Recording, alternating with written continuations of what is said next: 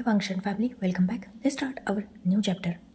Wing जो Shao Shinchan के साथ वांगजी को इमेजिन करके इतना ज़्यादा डर चुका था कि वो सीधा उस प्लेस पर पहुंच चुका था जहां शाओ शिनचैन और वांगजी एक साथ अपना क्वालिटी टाइम स्पेंड करने वाले थे।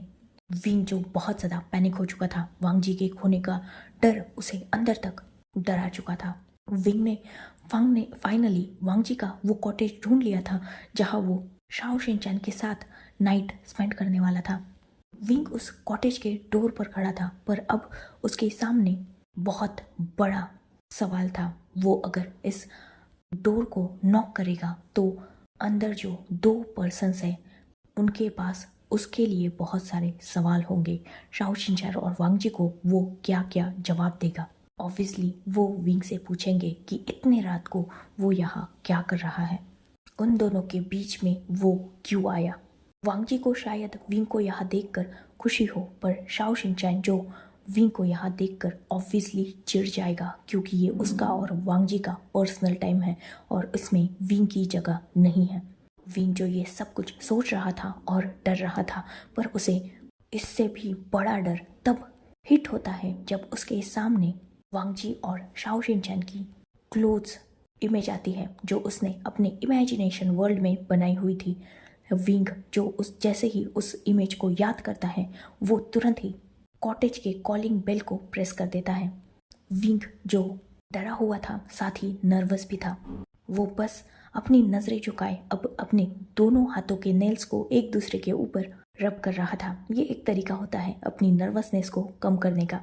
कुछ ही देर बाद उस कॉटेज का डोर ओपन होता है। विंग जो ऊपर देखने को डर रहा था, पर धीरे धीरे वो अपनी नज़रें ऊपर उठाता है और सामने का नज़ारा देखकर विंग टोटली शॉक हो चुका था। वांगजी जो सिर्फ बाथरूम में विंग के सामने खड़ा था। विंग जिसका दिल एक पल के लिए थम चुका था। क्या शाओ शिनचैन और वांगजी में वो सब कुछ हो गया, या फिर ये दोनों वो सब स्टार्ट करने वाले थे? क्योंकि या तो कंप्लीट होने के बाद या तो कंप्लीट होने से या तो स्टार्ट होने से पहले ही शावर लिया जाता है ना। विंग जिसके दिमाग में न जाने कौन से उल जुलूल ख्याल आ रहे थे और वो वांगजी को शॉकिंगली देख रहा था। वही वांगजी वो खुद भी विंग को यहाँ इतनी रात को इतनी ठंड में देखकर पूरी तरीके से शॉक था। विंग जिसकी इमेजिनेशन अब हद से ज़्यादा वाइल्ड हो चुकी थी, वो खुद को होल्ड नहीं कर पाता। वो सीधा वांगजी के चेस्ट पर हाथ रखता है और उसे अंदर की तरफ पुश कर देता है। वो कॉटेज के अंदर आता है और डोर को बहुत ज़ोर से पुश करता है, जिससे डोर लॉक हो जाता है। विंग जो बिना कुछ बोले सीधा कॉटेज में घुस चुका था और वो पूरे कॉटेज में ढूंढ रहा था। वही वांगजी वो तो यहाँ विंग को देखकर ही शॉक था। वही वांगजी की समझ में फिलहाल कुछ नहीं आ रहा था। एक तो विंग यहाँ कर क्या रहा है और दूसरा वो कॉटेज में घुस गया है और ढूंढ क्या रहा है। विंग जो शाओ शिनचैन को ढूंढ रहा था और पूरे कॉटेज में इधर उधर घूम रहा था। वही वांगजी जो विंग के पीछे घूम रहा था और उसे पूछ रहा था वो यहाँ क्या कर रहा है, क्यों आया है, कैसे आया है और वो ढूंढ क्या रहा है। पर विंग क्या वो कुछ बताने वाला था वांगजी को? Obviously not. वो तो बस शाओ शिनचैन को ढूंढ रहा था। विंग इतना ज़्यादा डरा हुआ था कि वो बेड के नीचे तक शाओ शिनचैन को ढूंढ रहा था।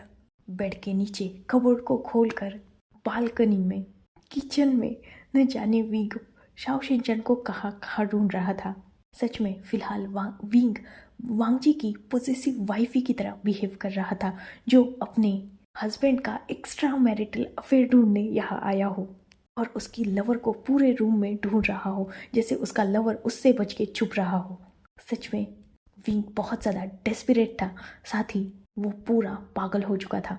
जब पूरे कॉटेज में भी विंग को शाओ शिनचैन कहीं नहीं मिलता, तब वो पीछे मुड़ता है और वांगजी जो उसके पीछे पीछे ही घूम रहा था, वो तो बेचारा खुद कंफ्यूज था। और वो अब तक जो विंग को पूछ रहा था वो यहाँ क्या कर रहा है, क्या हो रहा है, ये सब, अचानक जब उसने विंग को अपनी तरफ मुड़ते देखा वो चुप हो चुका था, क्योंकि विंग की आंखों में जो गुस्सा था उससे तो वांगजी डर रहा था। विंग जो वांगजी की तरफ कदम बढ़ा रहा था, वही वांगजी अनकॉन्शियसली ही पीछे जा रहा था, क्योंकि विंग का ऑरा सच में बहुत खतरनाक लग रहा था उसे। विंग जब देखता है कि वांगजी उससे दूर जा रहा है, उसे और ज़्यादा गुस्सा आ जाता है। वो अपने फास्ट कदमों से सीधा वांग जी की तरफ जाता है और वांग जी के बाथरूफ की कॉलर को टाइटली पकड़ लेता है।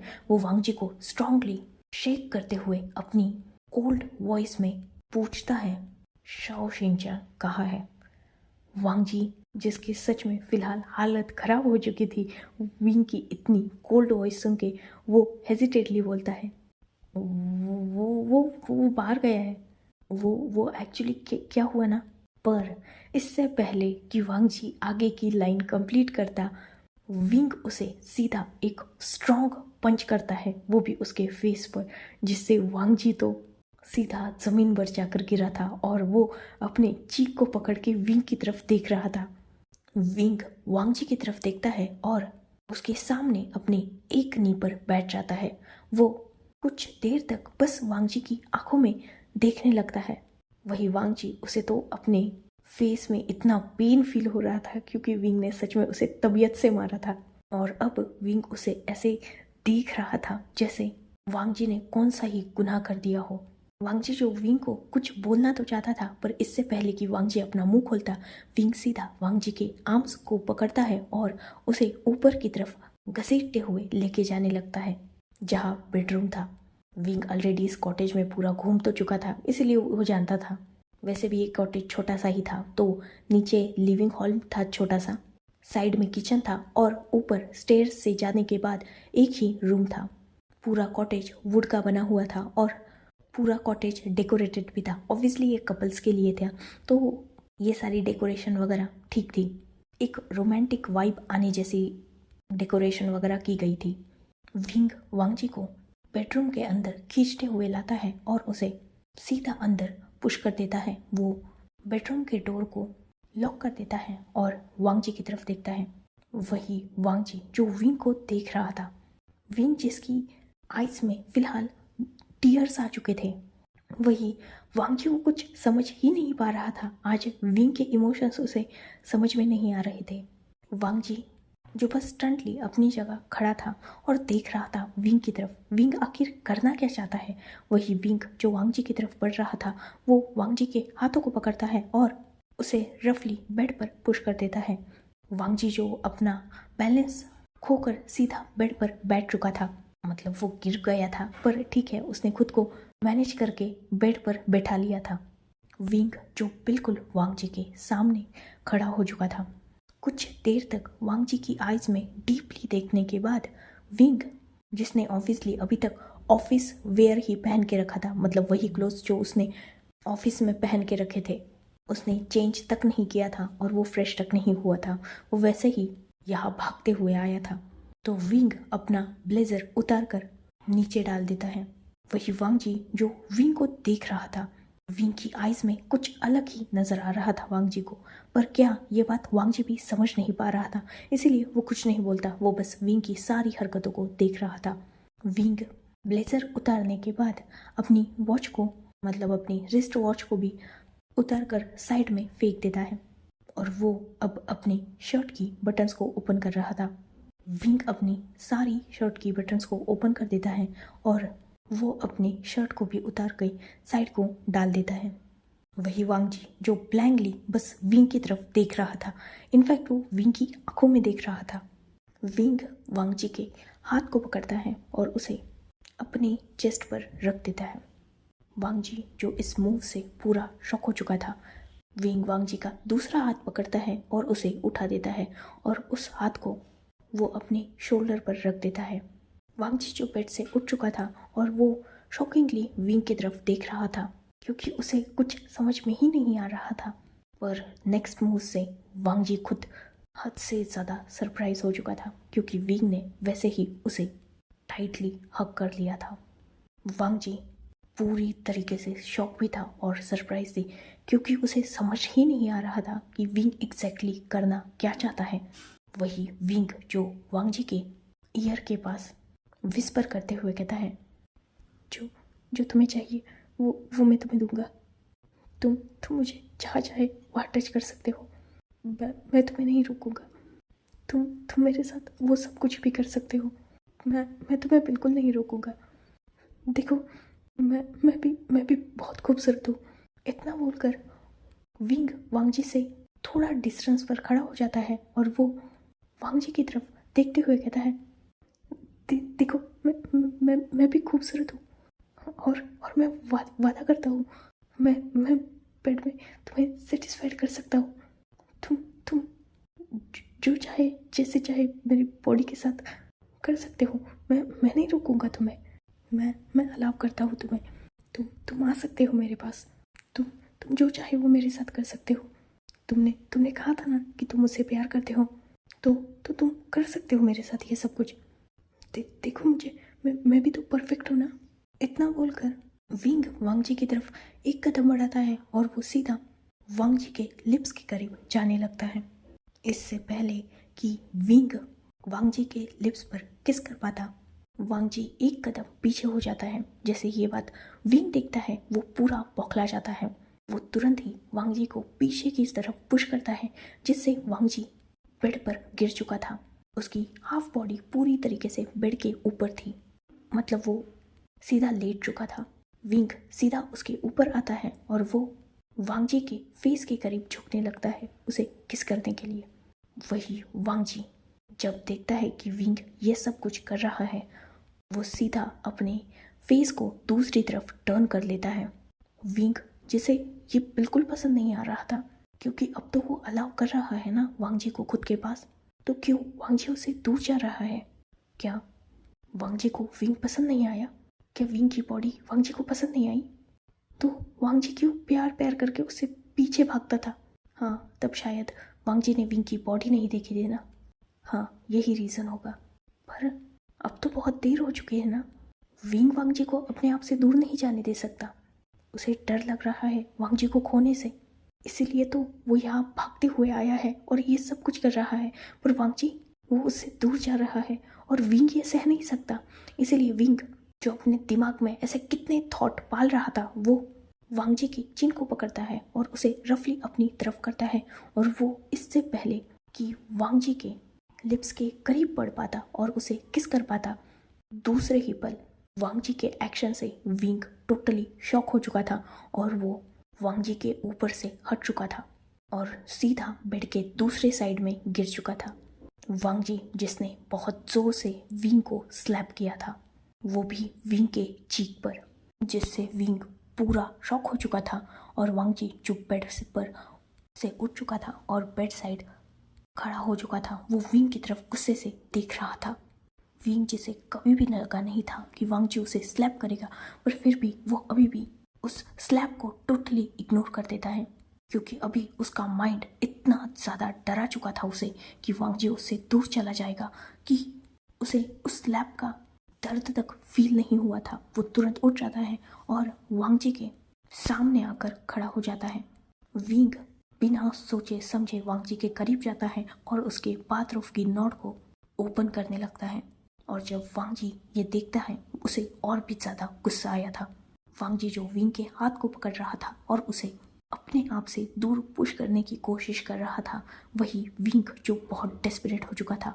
नहीं, वो वांग जी से दूर नहीं जा सकता, उसके लिए उसे कुछ भी कर क्यों ना करना पड़े, यही सोचकर वो ये सब कुछ कर रहा था।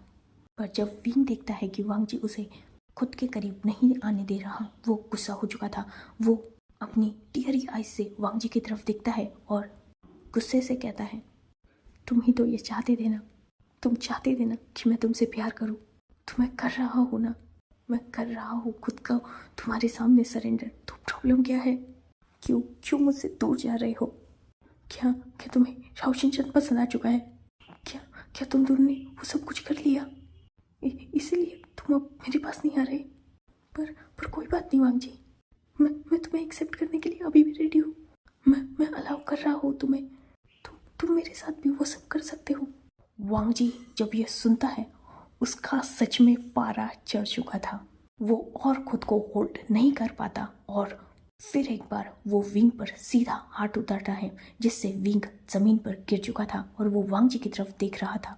वांग जी विंग के पास जाता है और उसके सामने नीज पर बैठ जाता है। वो विंग की आंखों में देखता है और अपनी कोल्ड वॉइस में कहता है, कभी नहीं सोचा था कि तुम्हारी नज़र में मेरी और मेरे प्यार की ये कीमत होगी। तुम्हें यहाँ देखकर एक पल के लिए मैं बहुत खुश हो चुका था। लगा था यहाँ तुम मुझे मेरे प्यार को एक्सेप्ट करने आए हो, पर नहीं, तुमने मुझे गलत साबित कर दिया। इनफैक्ट तुमने तो आज मुझे खुद की ही नज़रों में गिरा दिया। तुम यहाँ मेरा प्यार एक्सेप्ट करने नहीं आए, बल्कि मुझे अपनी बॉडी ऑफर करने आए हो। मेरे प्योर लव को तुमने लस्ट का नाम दिया। सच में ये कितना डिस्गस्टिंग है विंक। क्या कहा तुमने मुझे कि मैंने साओ शिनचैन के साथ भी ये सब कुछ किया? मतलब तुम मुझे उन लोगों में समझते हो जो हर किसी के साथ बेड शेयर कर सकता है? क्या मैं हर दूसरे दिन हर किसी के साथ सोता फिरता हूँ विंक? अरे 5 साल से तुम मेरे साथ हो, कभी भी तुमने मुझे देखा है किसी एक इंसान के साथ? तो भी कितनी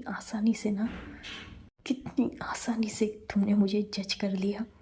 आज मुझे खुद पे ही घिन आ रही है विंक कि मैंने तुम जैसे इंसान से प्यार किया, या शायद मेरे ही प्यार में कुछ कमी रह गई होगी। विंक, अगर मैं पैसे फेंकूँ ना तो हजारों लोग मेरे नीचे रहेंगे, पर मैंने ये कभी नहीं चाहा। मैंने तुमसे अपनी पूरे दिल से प्यार किया। जानते हो विंक, दिल कहाँ होता है? इतना बोलकर वांग जी विंक के हार्ट की तरफ पॉइंट करता है और अपनी इमोशनल वॉइस में कहता है, यहाँ नहीं, मेरी गलती हो गई, माय मिस्टेक, यहाँ दिल नहीं है। इतना बोलकर वांग जी विंक का हाथ पकड़ता है और अपने हार्ट के पास रखते हुए कहता है, यहाँ दिल है विंक, तुम्हारे अंदर दिल नहीं है, मेरे अंदर दिल है। देखो, तुम्हारे एक टच से ही कितना जोर से धड़कने लगा है ना। ये सिर्फ तुम्हारे टच से नहीं धड़कता विंक, बस एक झलक काफ़ी होती है, बस एक नज़र, और ये आउट ऑफ कंट्रोल हो जाता है। जानते हो ऐसा क्यों होता है? ये प्योर लव है विंक। मेरा हार्ट तुम्हें अपना मानता है, जिस वजह से ये तुम्हें देखकर बीट करने लगता है। ये मेरा प्यार है विंक। क्या सोचा तुमने शाओ शिनचैन के साथ मैं यहाँ एक ही कॉटेज में रहूँगा तो हम दोनों सेक्स करेंगे? यही चल रहा था ना तुम्हारे दिमाग में, इसीलिए तो तुम यहाँ आ गए मुझे अपनी बॉडी देने। पर तुम्हें बता दूँ विंक, शाओ शिनचैन इस कॉटेज में नहीं है। मैं उसके साथ कंफर्टेबल नहीं था, जिस वजह से उसे नेक्स्ट कॉटेज में मैंने शिफ्ट करा दिया। आज से 6 दिन बाद मेरी शादी है विंक, और उसके बाद मेरी वेडिंग नाइट। मैं एक लीगल रिश्ते में बंधने वाला हूँ, और उसके बाद मेरी बॉडी पर, मेरी सोल पर उसका हक हो जाएगा। शायद उसके बाद मैं उसे टच करूँ, पर उसमें भी मेरी मर्जी नहीं होगी विंक, मजबूरी होगी। वो उस रिश्ते की मजबूरी होगी। फ़र्क नहीं पड़ता कि मेरे अंदर उसके लिए फीलिंग्स है या नहीं, डिज़ायर है या नहीं, लेकिन वो रिश्ता उसे हक देगा मुझे टच करने का, और वही रिश्ता मुझे मजबूर करेगा उसके डिज़ायर्स को फुलफ़िल करने का। वो जो चाहेगा वो मुझे उसके साथ करना होगा, क्योंकि वो रिश्ता उन सारी चीज़ों को जस्टिफाइड भी करेगा और अलाउ भी करेगा। मैं चाहकर भी रोक नहीं पाऊंगा उसे, पर आज मैं उसे रोक सकता था। इनफैक्ट मैंने रोका, नहीं गया मैं उसके करीब। क्यों जानते हो विंक? क्योंकि जब तक वो शादी नहीं होती तब तक मैं खुद पर सिर्फ तुम्हारा हक समझता हूँ।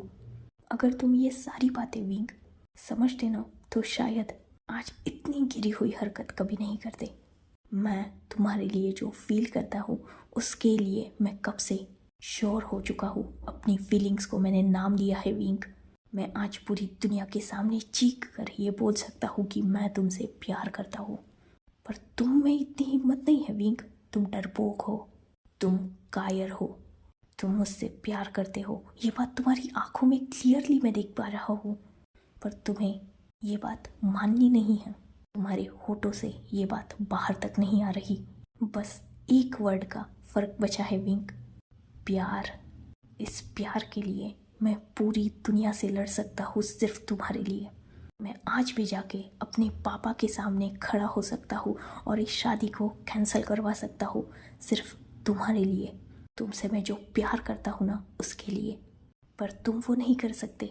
तुम ना खुद प्यार कर सकते हो विंक, और अब तो तुम्हारी ये सारी बातें और हरकतें देखकर मैं एक बात अच्छी तरीके से समझ चुका हूँ।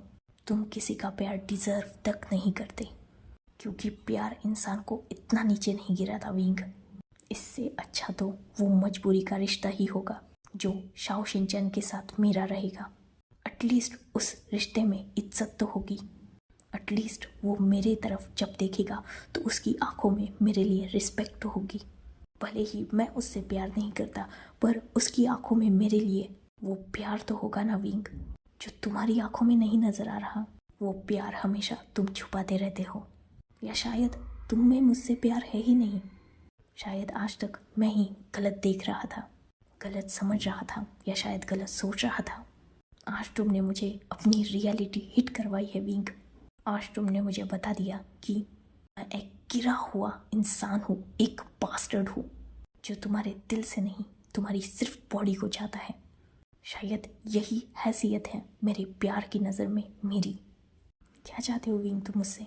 मैं तुम्हारे साथ वो सब कुछ करूँ, उसके बाद क्या? तुम मुझसे प्लेजर चाहते हो विंग? सोना चाहते हो मेरे साथ? चलो, अपने प्यार की वो भी कीमत चुकाता हूँ मैं रेडी हूँ तुम्हारे साथ एक रात बिताने के लिए। चलो उठो। इतना बोलकर वांग जी विंग का हाथ पकड़ता है और उसे खड़ा कर देता है। वो खुद अपना बाथरूम ओपन करता है, पर अभी तक उसने वो अपनी बॉडी से अलग नहीं किया था, जस्ट उसने नॉड ओपन की थी। वांग जी बेड पर बैठ जाता है, इनफैक्ट वो सीधा लेट जाता है और विंग जो वांग जी की तरफ देख रहा था, वांग जी उसका हाथ पकड़ता है और उसे अपने ऊपर खींच लेता है। वांग जी जो बेड पर नीचे लेटा था और विंग उसके ऊपर था। वांग जी विंग की तरफ देखता है और उसे कोल्डली कहता है, करो, क्या करना है तुम्हें मेरे साथ? सोना है ना? मेरी बॉडी चाहिए ना तुम्हें? वैसे भी तुम्हारी नज़र में मेरी वही तो कीमत है। मैं तुमसे बॉडी चाहता हूँ, और तुम भी तो यहाँ यही लेने आए हो ना। तो मैं अलाउ करता हूँ तुम्हें एक रात के लिए, जैसा तुमने कहा यूज़ कर लो मुझे, और आज की रात मुझसे अपना दिल भर लो, क्योंकि कल शायद मैं तुम्हारे साथ ना रह पाऊँ, क्योंकि कल तो मुझे किसी और का होना होगा ना। और मैं इतना गिरा हुआ नहीं हूँ कि दुनिया के सामने अपने साथ किसी और को लेके घूमूं और उसके पीठ पीछे किसी और से नाजायज़ रिश्ता रखूं। इस बेनाम के रिश्ते का अंत आज यही हो जाने दो विंग, क्योंकि ये रिश्ता मेरी शादी के बाद धोखा बन जाएगा, और मैं धोखेबाज नहीं बनना चाहता। तुम्हारी नज़रों में भले ही मेरी कोई भी कीमत हो, पर शाओ शिनचैन की नज़र में मेरी बहुत कीमत है विंग। कुछ दिनों बाद वो मुझे हस्बैंड कहने वाला है, और मैं उस प्योर रिश्ते को धोखा नहीं दे सकता, और ना ही अपने प्योर लव को मैं मिस्ट्रेस का टाइटल दे सकता हूँ। तुम्हारी नज़र में मेरी कोई भी कीमत हो, पर मेरी नज़र में तुम मेरे लिए सब कुछ हो विंग, मेरा सब कुछ। और मैं अपने सब कुछ को, जिसमें मैं अपनी पूरी दुनिया देखता हूँ, उसे दुनिया की नज़र में गलत नहीं बनने दे सकता। मैं कभी भी दुनिया से छुप के शादी के बाद तुमसे रिश्ता नहीं रख सकता, क्योंकि एक तरफ जहाँ मैं शाओ शिनचैन को शादी जैसे प्योर रिश्ते में धोखा दूंगा, वही दूसरी तरफ प्यार जैसे खूबसूरत रिश्ते को भी मैं जलील करूंगा, और मुझे ये कभी मंजूर नहीं होगा। अगर मुझे सिर्फ जिस्म ही चाहिए होते ना विंग, बाजार में लाखों गिरे हैं, कोई इमोशन नहीं, कोई फीलिंग नहीं, जस्ट सेक्स, पर मुझे वो नहीं चाहिए विंग। मुझे प्योर लव चाहिए। मैं चाहता हूँ कि इस दुनिया में कोई सिर्फ मेरे लिए हो, कोई मेरी भी केयर करे, कोई मेरा भी घर पे इंतज़ार करे। अगर मैं लेट हूँ तो मुझे सो कॉल करे, मैं कहाँ हूँ, क्या कर रहा हूँ, किसके साथ हूँ, ये सारी बातें जाने। मैंने खाना खाया या नहीं, मैं कब क्या कैसे फील करता हूँ, ये सब उसे इफ़ेक्ट करे। छोटी छोटी बातों पर वो मुझसे आर्ग्यू करे, और ऐसे ही वो आर्ग्यू प्यार में कन्वर्ट हो जाए।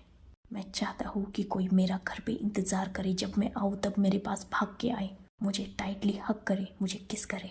इस दुनिया में मैं वो एक इंसान अपने लिए चाहता हूँ विंग, और कहीं ना कहीं उस इमेजिनरी वर्ल्ड में मैंने तुम्हें इमेजिन कर लिया था, पर आज उसके लिए रिग्रेट हो रहा है। शायद मेरे डैड ने मेरे लिए सही डिसीजन लिया है विंग। शाओ शिनचैन ही शायद मेरा परफेक्ट मैच बनेगा। हाँ, शायद मैं उसे उस हद तक प्यार नहीं कर पाऊँगा जितना मैं तुम्हें करता हूँ, या यूँ कहा जाए मैं कभी उससे प्यार ही नहीं कर पाऊँगा, पर फिर भी एटलीस्ट मुझे रिग्रेट नहीं रहेगा जैसे मैं आज कर रहा हूँ। तुमसे प्यार करके रिग्रेट कर रहा हूँ मैं। गुस्सा आ रहा है मुझे खुद पर कि मैंने तुम जैसे इंसान को चॉइस किया अपने लिए अपनी ज़िंदगी में। I hate you wing, I really hate you. इतना बोलकर वांग जी कुछ देर का पॉज लेता है और वो विंग की तरफ देखते हुए फिर से कहता है, क्या हुआ विंग, करो जो करना चाहते हो, या तुम चाहते हो मैं ये सब कुछ करूँ? मैं उतारूँ खुद के कपड़े? हाँ, तुम बॉटम हो ना विंग, तो तुम यही चाहोगे कि मैं ये सब कुछ करूँ। ठीक है, मैं करता हूँ ना। इतना बोलकर वांग जी एक डीप ब्रीथ लेता है और वो विंग को साइड में पुश कर देता है। वो खुद बेड से उठ जाता है और विंग के पैंट की बेल्ट पर हाथ रखता है। इससे पहले कि वांग जी विंग के बेल्ट को अनबकल कर पाता, विंग तुरंत वांग जी के हाथ पर हाथ रख देता है। वांग जी जो अपनी नजरें उठाकर विंग की तरफ देखता है। विंग जिसकी आंखों में बहुत सारे टीयर्स थे पर वो अभी तक बहे नहीं थे। विंग बेड से उठ जाता है और वांग जी को बैक पुश करता है। विंग वांग जी की तरफ एक अपोलॉजिकल लुक देता है और वो अपनी शर्ट को साथ ही ब्लेजर को भी उठा लेता है। वो फ्लोर पर गिरी अपनी वॉच को भी उठा लेता है और शर्ट पहनते हुए सीधा रूम से बाहर निकल जाता है। विंग जो उस कॉटेज में भी रुक नहीं पाया था, वो सीधा बाहर आ चुका था। वो पार्किंग एरिया में जाता है और अपनी कार लेता है। विंग सीधा वहाँ से निकल चुका था। वही वांग जी जो सच में आज बहुत ज़्यादा सैड फील कर रहा था। उसे कभी नहीं लगा था कि विंग ऐसा भी कुछ कर सकता है। उसे सच में आज खुद पे बहुत गुस्सा आ रहा था। क्या यही इमेज बनाई थी उसने विंग की नज़रों में खुद की? क्या विंग ने सच में उसे इतना गिरा हुआ समझ लिया था? वांग जी जिसके सामने विंग का वही सब हरकतें आ रही थी, विंग का उसके सामने क्लोथ्स उतारना, ये वांग जी के लिए बहुत वर्स्ट था। वांग जी सीधा नीचे आता है और वह जो वाइन रखी थी उसे ड्रिंक करने लगता है। वही दूसरी तरफ विंग जो फुल स्पीड में कार ड्राइव कर रहा था। जितना डेस्परेट वो यहाँ आने के लिए था उतना ही डेस्परेट वो यहाँ से निकलने के लिए भी था। विंग जिसकी कानों में अभी वही वांग जी की सारी बातें गूंज रही थी और उसकी लास्ट की line, I hate you. Wing जिसकी आंखों से आंसू बह रहे थे और उसका दिमाग फिलहाल कुछ भी काम नहीं कर रहा था। उसने गलती की। उसने सच में वांग जी को गलत समझा। नहीं, उसने वांग जी को नहीं, प्यार को गलत समझा। उसकी नज़र में प्यार नीड्स का नाम है। कोई ना कोई नीड होगी तभी सामने वाला आपसे या आप सामने वाले से प्यार करोगे। विंग ने वांग जी को मिसजज किया। उसके प्यार को उसने फिजिकल नीड का नाम दिया। विंग ने यह गलत किया। उसे अपनी गलती इस बार रियलाइज हो रही थी। विंग फॉरेस्ट से बाहर आ चुका था। इनफैक्ट अब वो सिटी एरिया में था। विंग को बहुत रिग्रेट हो रहा था। उसे खुद पर गुस्सा आ रहा था। मोस्ट इम्पोर्टेंट, उसे कुछ भी समझ में नहीं आ रहा था। वो पूरा पागल हो चुका था। उसे इस वक्त वार्मथ की ज़रूरत थी, किसी के टाइट हग की ज़रूरत थी। वो चाहता था कि कोई उसे कंसोल करे, उसे समझाए कि उसकी एग्जैक्ट गलती क्या है। वो तो आज वांग जी को सब कुछ सौंपने गया था ना अपना। वो रेडी था वांग जी के सारे डिज़ायर्स को फुलफिल करने के लिए। फिर क्यों वांग जी ने आज उसे गलत समझकर ये सब किया? विंग जो अपनी कार को वन साइड पार्क करता है और वो अपने वॉलेट को बाहर निकालता है। उस वॉलेट में एक बिजनेस कार्ड रखा हुआ था, साथ ही एक चिट भी।